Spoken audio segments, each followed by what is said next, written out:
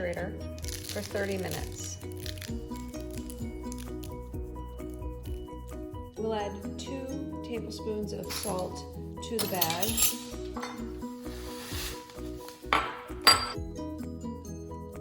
And we measure out 2 cups of buttermilk for each Ziploc bag. To the salt.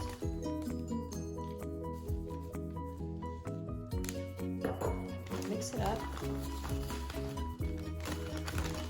And then we'll add the salted chicken from the refrigerator to the buttermilk.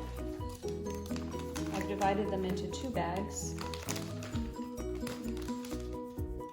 If you only had 2 pieces, you would only need 1 bag, 2 cups of buttermilk, and the 2 tablespoons of salt. And then mix it around. And these will go back in the refrigerator overnight, and they'll be ready to cook tomorrow. Remove the marinated chicken from the refrigerator just before you're about to preheat the oven.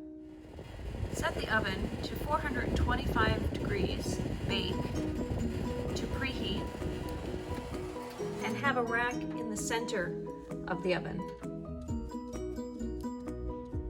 The oven has been preheated, so we're going to remove the chicken from the buttermilk marinade.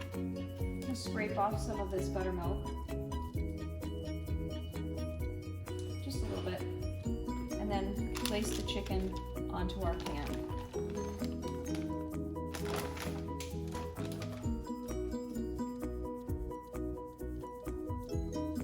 Okay, so the chicken is on the tray and I've washed my hands off. Now I'm going to open the oven and put the tray into the center of the oven, the center rack. It's been 30 minutes and our chicken is done. Power off the oven. Carefully remove the chicken and set it out to